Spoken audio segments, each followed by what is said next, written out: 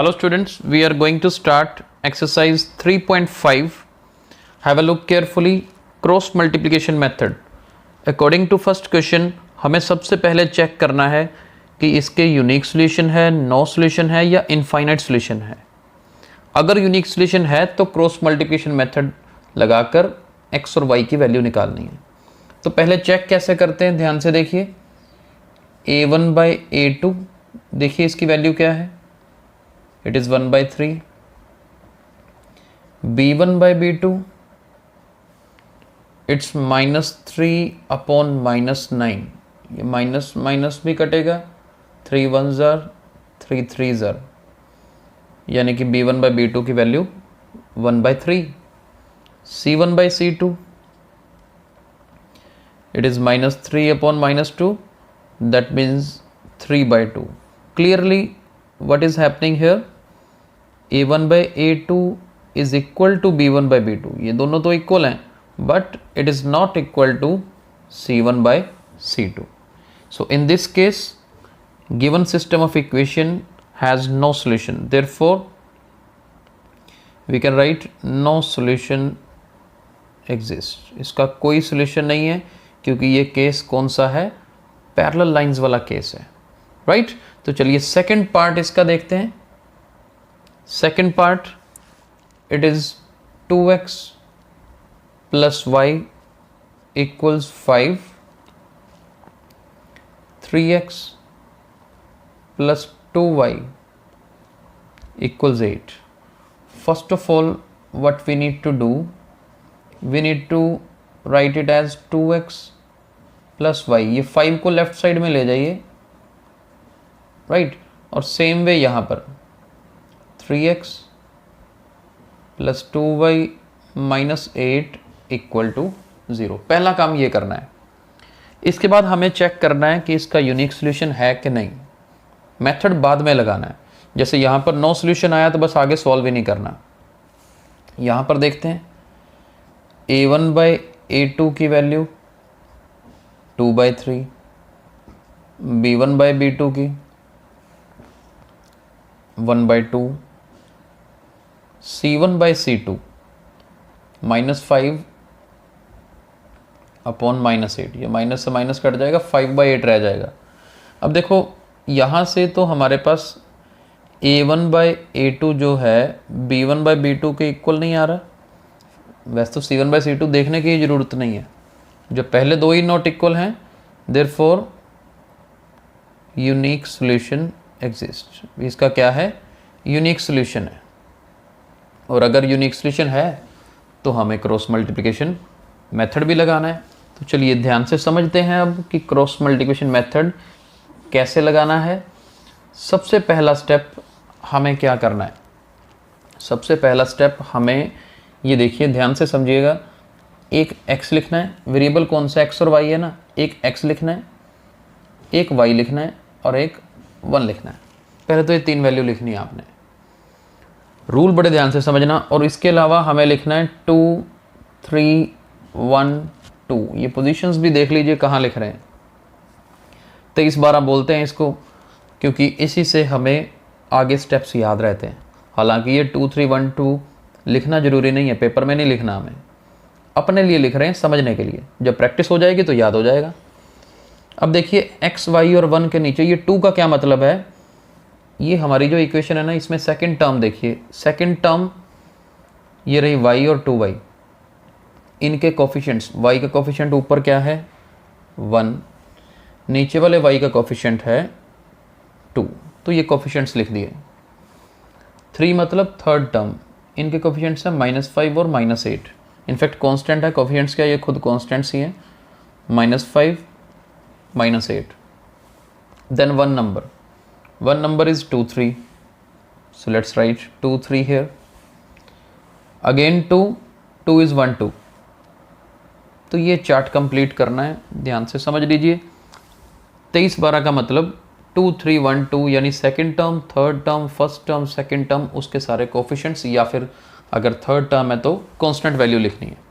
इसके बाद आपको ये लिखने की ज़रूरत नहीं है, मैं इसको रब कर रहा हूँ। ये देखिए, ये तो हमने सिर्फ मेथड समझने के लिए किया था। मेनली तो हमें ये चार्ट बनाना है।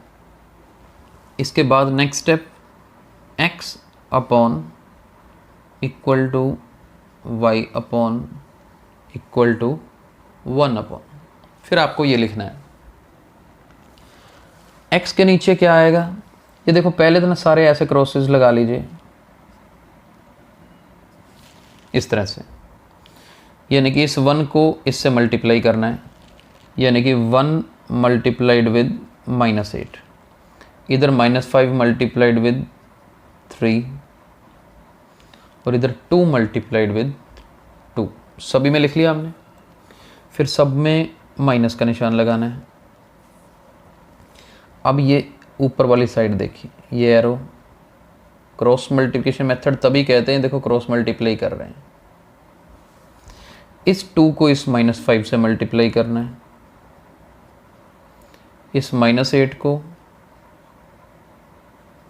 ये -8 को 2 से मल्टीप्लाई करना है, इस 3 को 1 से मल्टीप्लाई करना है। देखते हैं आगे क्या बनेगा।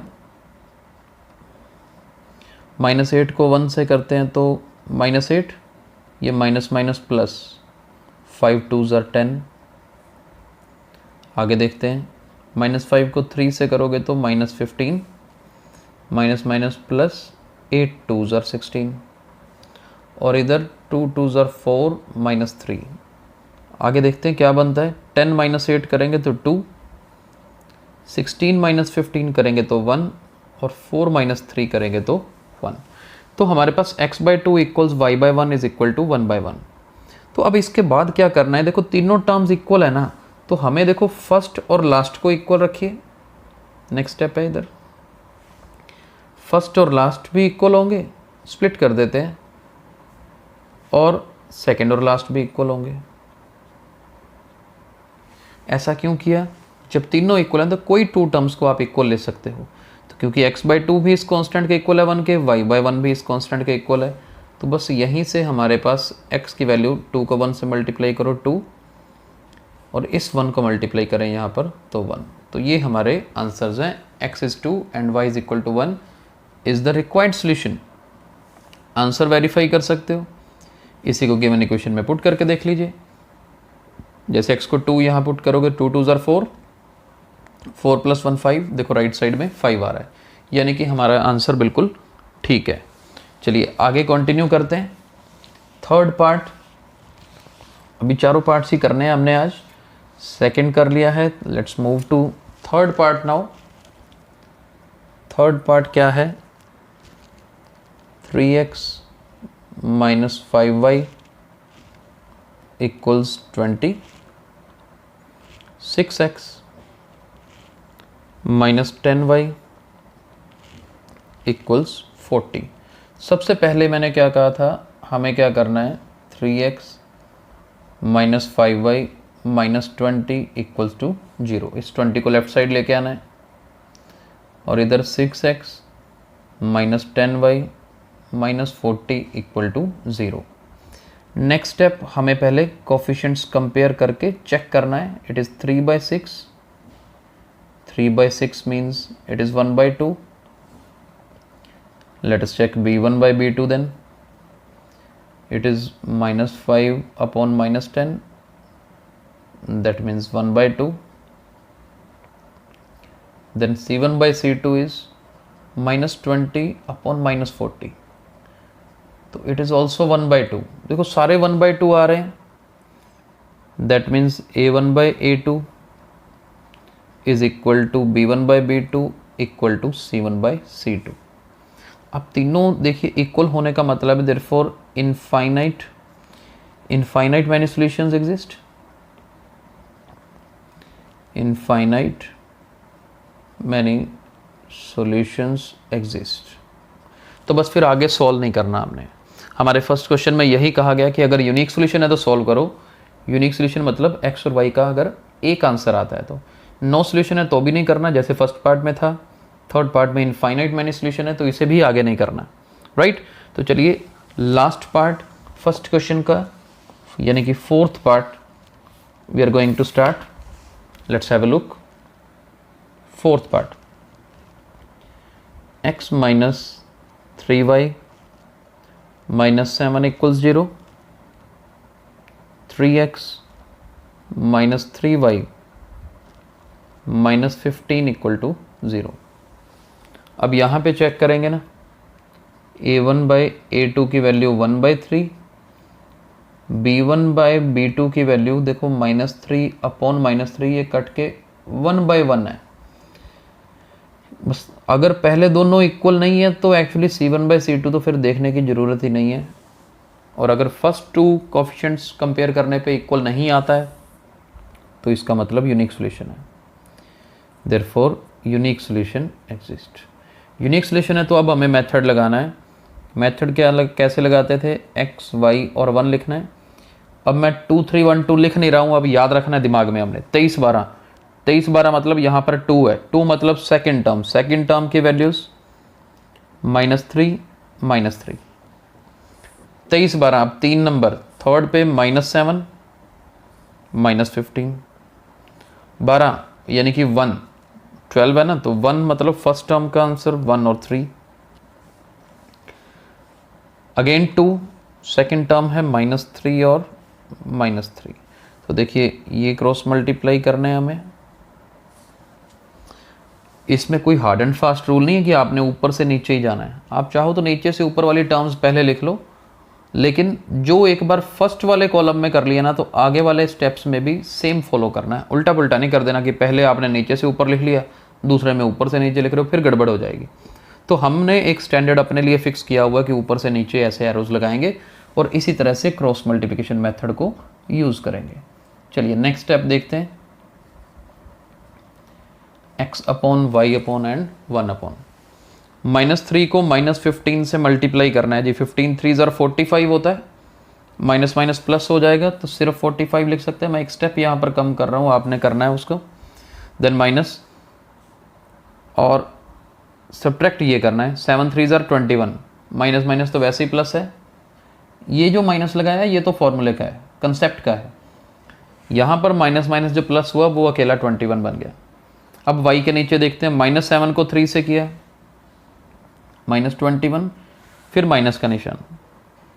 अब ये देखो -15 को 1 से करते हैं तो -15 आएगा, तो माइनस माइनस मैं प्लस कर रहा हूँ, प्लस का 15 हो गया। 1 को -3 से किया -3 और माइनस का निशान। इधर से 3 को -3 से करते हैं तो -9, ये माइनस पहले ही है तो माइनस माइनस प्लस हो जाएगा, 9 बन जाएगा। 45 में से 21 माइनस करेंगे तो क्या बनेगा जी, 24। 21 में से 15 माइनस करते हैं तो 6 होता है और ये बनेगा माइनस का। 9 में से 3 माइनस किया 6। इसके बाद हमें क्या करना है, फर्स्ट और लास्ट इन दोनों को इक्वल कर दीजिए, सेकंड और लास्ट को भी इक्वल कर देते हैं।